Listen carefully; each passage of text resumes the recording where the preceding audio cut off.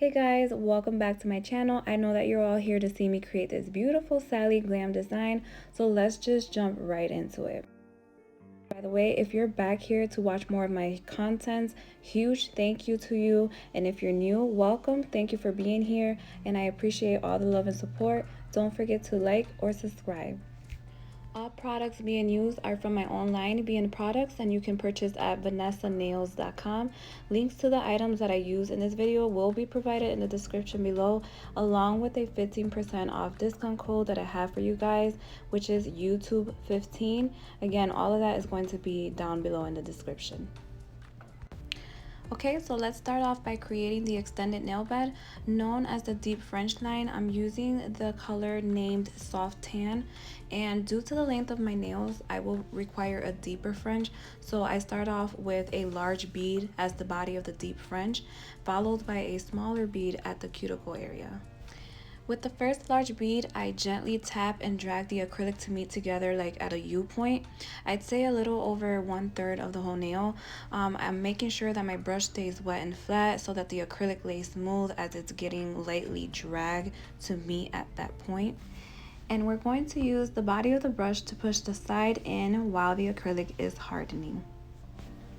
And guys, if your acrylic dries before you got it to the shape that you wanted it, you can just take a hand file and shape it to the desired finish that you're looking for. So again, it doesn't have to lay perfectly. The good thing about our acrylics is that it is a medium to slow setting. It allows for you to mold it in shape. It gives you that time. So it is very beginner friendly as well. If you're looking for an acrylic to help you with achieving goals and reaching new levels. Okay, so to complete the deep French, we grab the small bead and apply it about a hairline away from the cuticle, and then we gently push the acrylic as close as possible towards the cuticle, avoiding touching the skin and flooding the cuticle. The brush needs to stay nice and wet in order to help the small bead blend effortlessly to that first large bead. Here I noticed that there was a divot in between, so I grabbed a small bead just to fill in that space and level that deep French.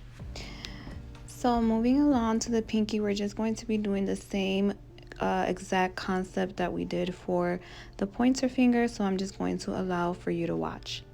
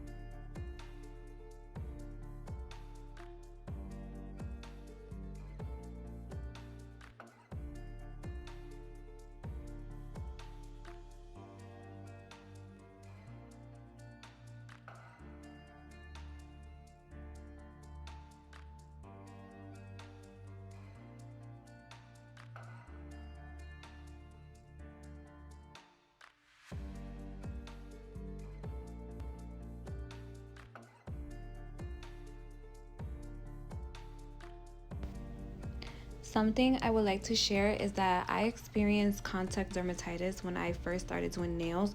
So you see me here removing the excess liquid that touched my skin around the cuticle. You should avoid flooding the cuticles in general with the liquid, but we do all know it happens. Even if you try to avoid it, you can't completely do so. I do, however, remove it as much possible to myself and or clients. Us nail techs are more common to get the allergic reaction as we are more exposed to the liquid than our clients. They get a 2 to 3 hour service, wash their hands, and then they're out. And on the other hand, we are taking in 2 to 5 clients a day or practicing all day, on ourselves, easy 6 to 14 hour shift with, dealing with this nail liquid. And so you want to make sure that you don't have that liquid being absorbed into your skin for such a long length, okay? So let's get into this ombre that I'm creating now. I have been getting asked how to ombre colors, especially the dark ones. I find that some people are still struggling, and so I have a few tips here I'm hoping that will help. So my first tip is try to always fade the lighter color onto the darker color. Here, black being my dark color, I'm using it first and I'm placing it in the middle. And then you want to blend the perimeter of that bead to the nail tip, allowing a flush surface for the application of your second, third, or so on bead that you're going to be using for your ombre. Also, all of those following beads should be consist of wetter beads. The wetter your bead is, like right here, this pastel blue I'm using, the bead is a bit wetter, and so I'm allowing for my brush to be soaked in that monomer, allowing me to just blend that blue towards the black. Also, if fading the lighter colors to the darker colors won't still work, even doing all the tips that I mentioned prior, then you can actually add some clear acrylic to the color powders in a small empty jar. The clear acrylic will give the pigmented bead a smoother finish, allowing for a better transition. But be careful because too much clear will turn the color bead translucent, so you don't want to do that either, and so be mindful of the amount that you do put.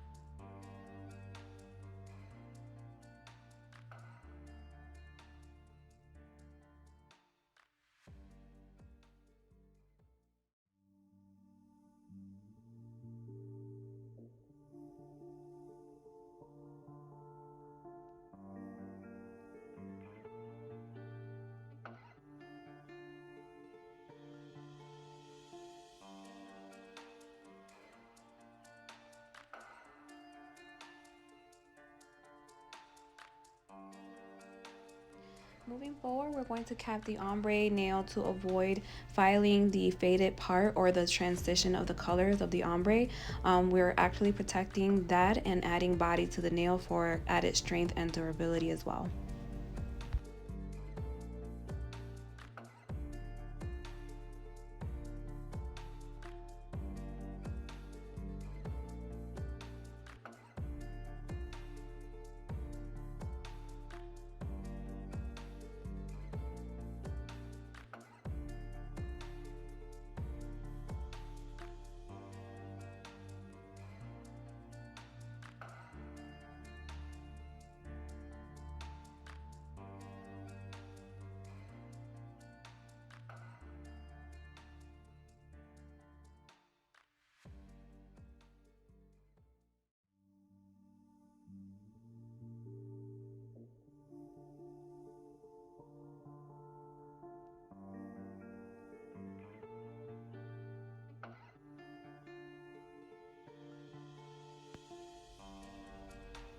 So moving on, I'm going to be using this dark black glitter called Perfect Nights.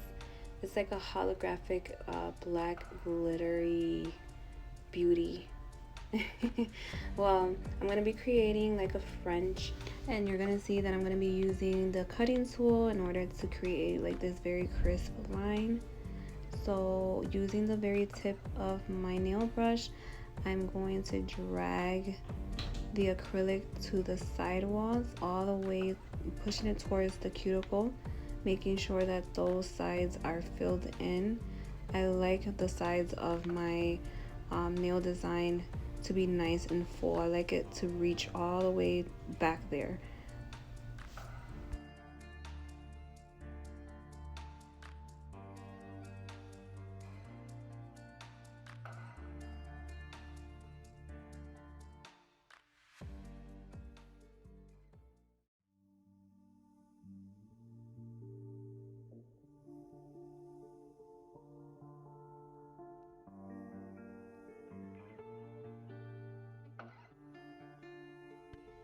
And we're just doing the same thing to the other side, and then we're going to add some in the middle so that they can connect and meet.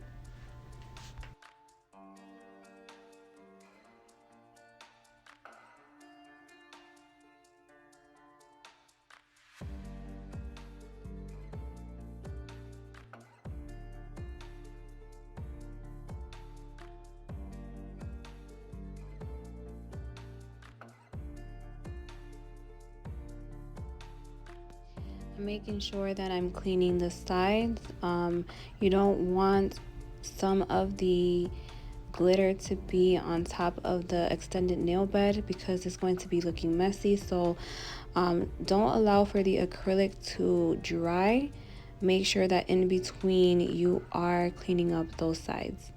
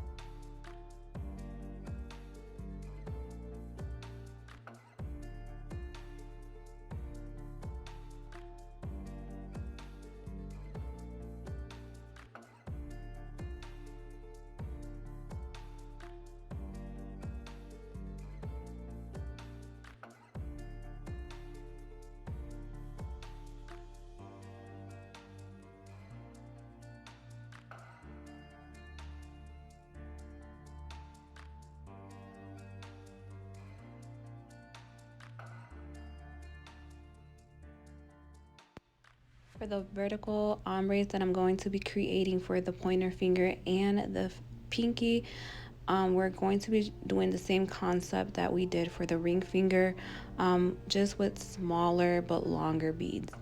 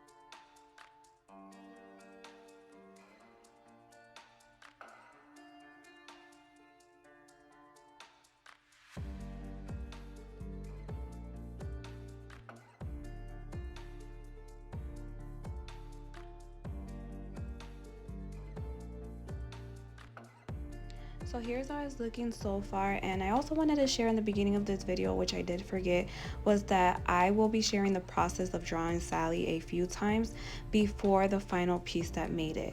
So that is why this video is a bit lengthy today. I know she's looking a little crazy, y'all, but you know, it's not that disappointing. So I'm like, okay, let me see if I can create her on a nail. And then I got so guys, I was laughing because she is looking hella crazy. But yes, the paper that you see there was my first sketch, and then this nail that I was holding right now was my second sketch. Now in this video tutorial, I started drawing her, which became my third time sketching her, and then I didn't like it, so I decided to fix her up again, making it the fourth time, and that will be the finished product. So yes, just keep on watching. We're going to be drawing Sally right after I apply these beads, and I will be doing a black acrylic on the middle finger. I also want to mention that I will provide the link in the description of the YouTube video that helped me draw Sally. I went onto YouTube and typed how to draw Sally from the Nightmare Before Christmas, and I believe it was like the second or third video that popped up. I'm sorry. And yeah, it was very helpful. I watched it one time and was able to get the concept. So I feel like perhaps, you know, it will help a lot of you as well.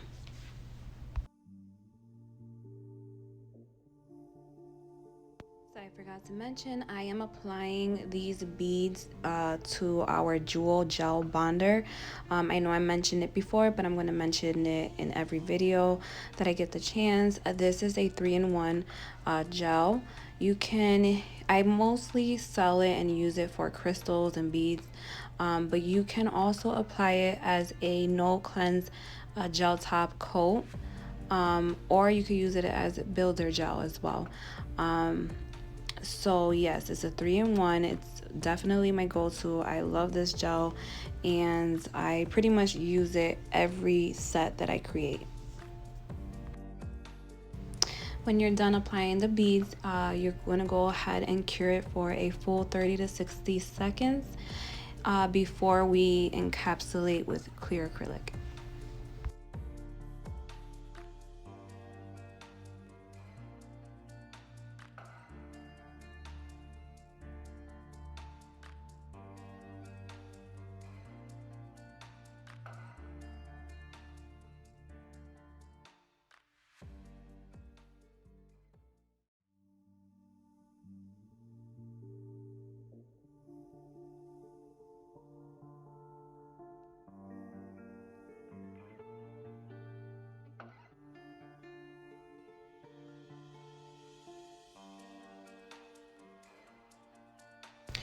Now I want to apologize in advance for the thumb design. I didn't realize that my phone battery had died, and so I didn't know that I was not recording. Moving forward to the middle finger where we are going to be drawing Sally, I'm going to be using a black background. I'm using our number 42 black acrylic here, and so we know how careful you need to be with your blacks and your red because they will bleed all over the cuticle. I like how smooth our black acrylic applies. It's very buttery. It's not runny like all of our acrylics, and you can shape it and mold it and take your time with it. I like to focus on the cuticle by itself, so I leave the space so that I can come back with that small bead so that I could just work the cuticle area. And especially again for your reds and black, you know, you want to make sure that you have full control of that bead.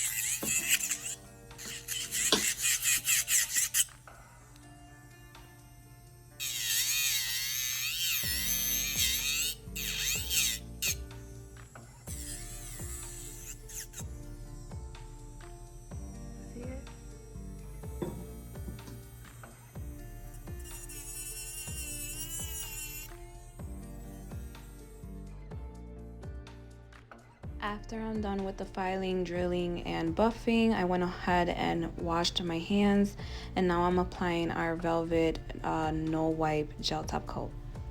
You want to cure this for 30 seconds.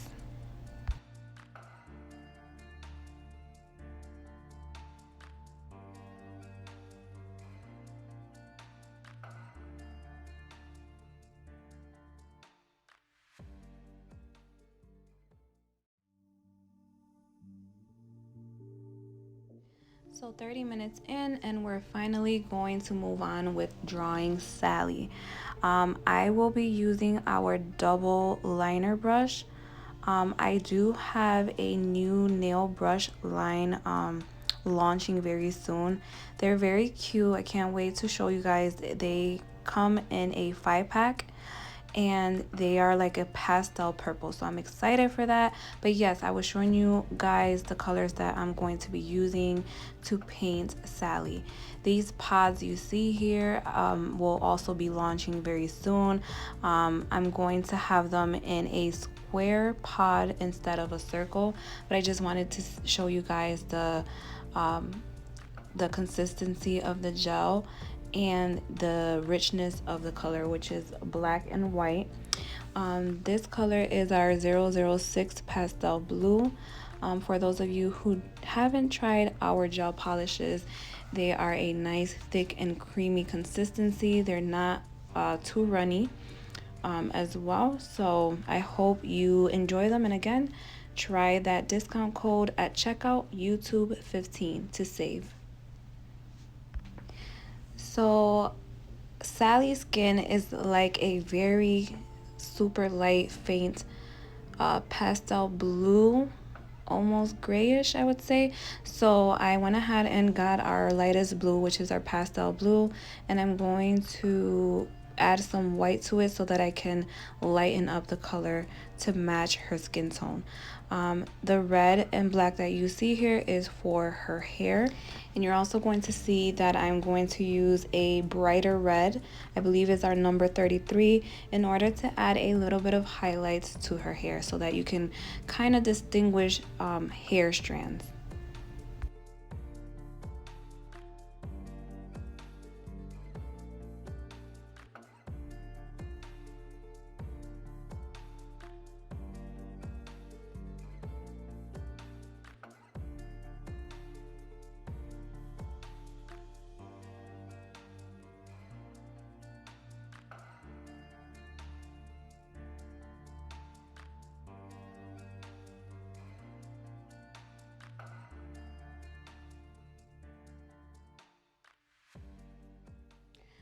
So I'm just blending the pastel blue and the white together until I like the color that I want to use, and also mixing the red and black for her hair. Going in with the liner brush, I'm going to start sketching a small circle. And again, guys, this is literally my second time drawing any cartoon, any character on a nail. And so as time goes by, I'm learning how to hold the liner brush at better angles. I'm learning what pressures to apply. So all of that is coming to me as well, as I am creating this nail art. So we're definitely all learning here together. You're definitely gonna see that once I was not happy with how this one turned out. If it was the old me, I would have just thrown in the towel and gave up, be impatient.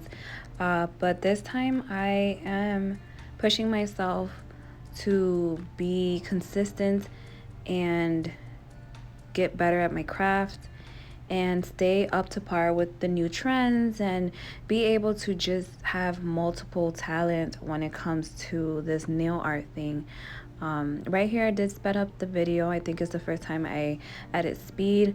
That is because I'm just filling in the circle, and I don't think you need this to stay in real time in order to see what I'm doing here. I still haven't cured the gel because now I'm creating her chin. So basically I'm creating like a chin point, and once I achieve that shape that I'm looking for, Then I went and cured it for 30 seconds.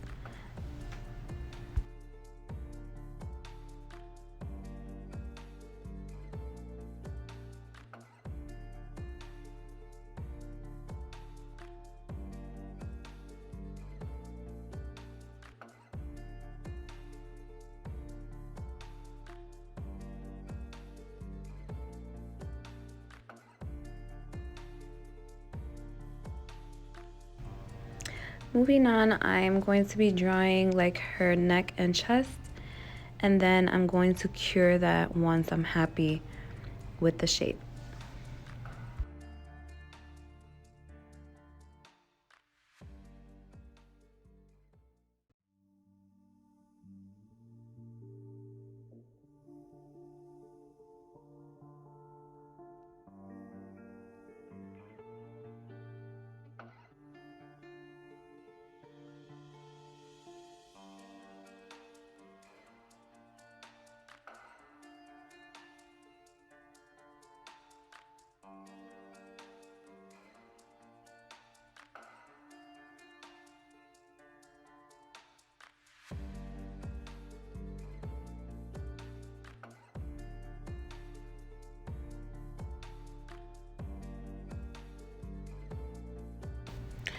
Now, once you guys see that link that I'm going to provide of that YouTube video that I saw that helped me achieve this Sally, I think you're going to understand the placement better than I can explain at the moment. But for now, I'm going to try to explain the best of my ability. So I am doing two big almond walnut shaped eyes for her eyes, and I'm trying to create like an eyelid. Again, I wasn't happy with how this turned out the first time. So while I'm explaining everything I'm doing, you're then going to see that I basically covered everything and started again.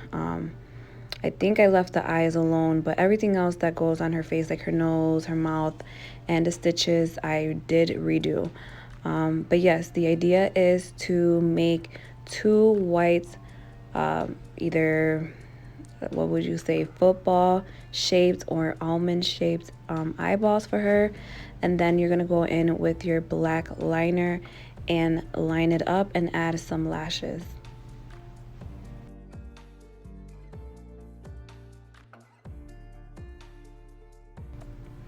I went in and added the pupils, and then we're going to outline that pointed chin.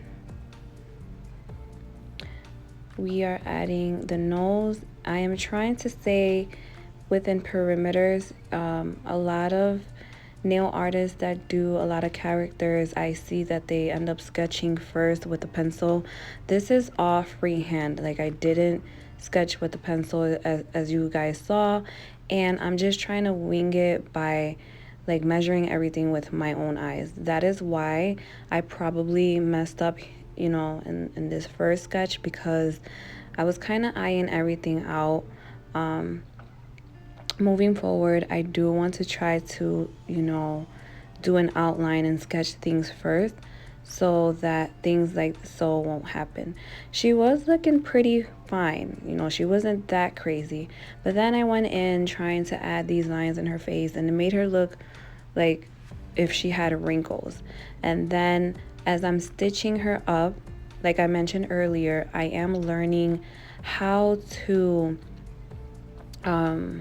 how would I say, I'm learning how to paint with this brush.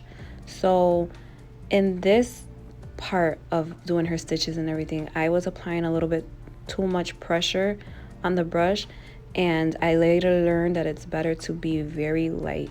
The lighter you are on the brush, the more thinner and crispier those lines are going to draw. And so yeah, like I said, as I'm drawing this, I am learning. I know she's not that bad looking, but again, I was just not happy with how it turned out. So I will be erasing this basically once you see that I'm done with her hair.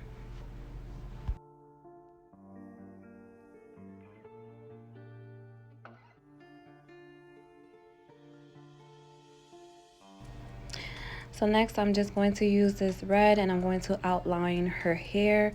Once I have it outlined and filled in, I go in and add some black streaks with the black gel and a little bit of some red highlights.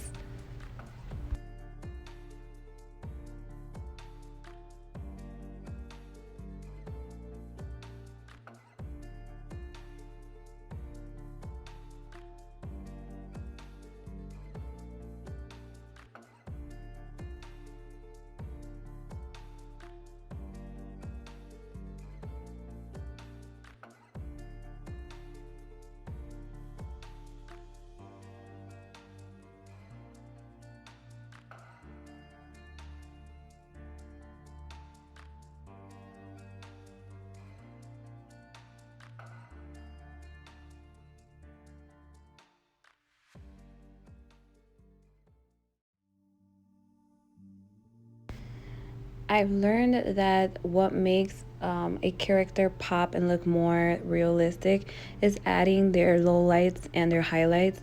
So I went ahead and got our number 011, which is called Blueless, to add like these shadows around her face and neck, making her pop out even more.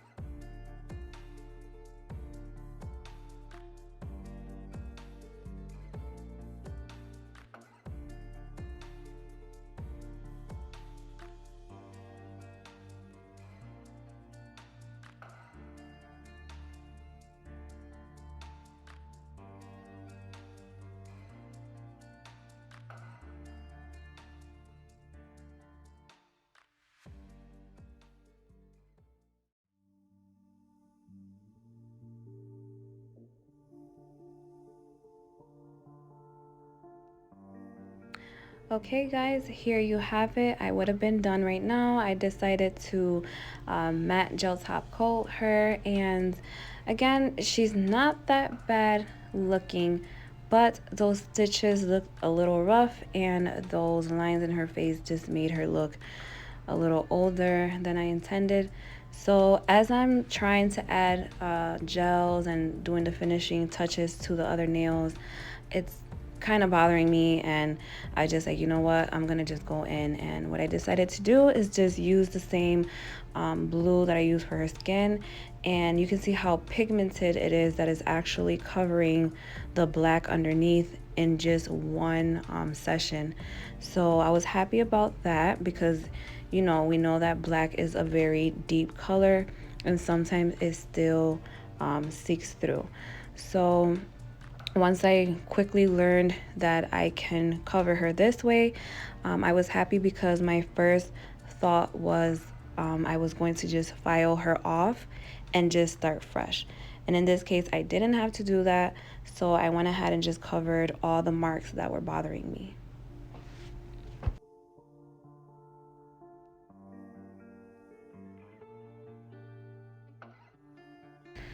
Once I remove those stitches and those marks, she's looking younger.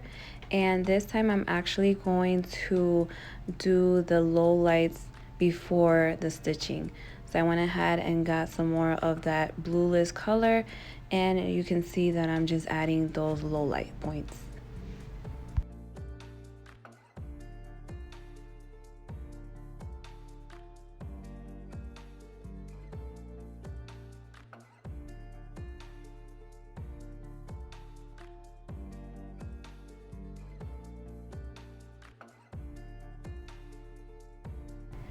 You can also see on the second time around that I am actually applying lighter pressure when it comes to using the liner brush, and that is helping create a much finer line.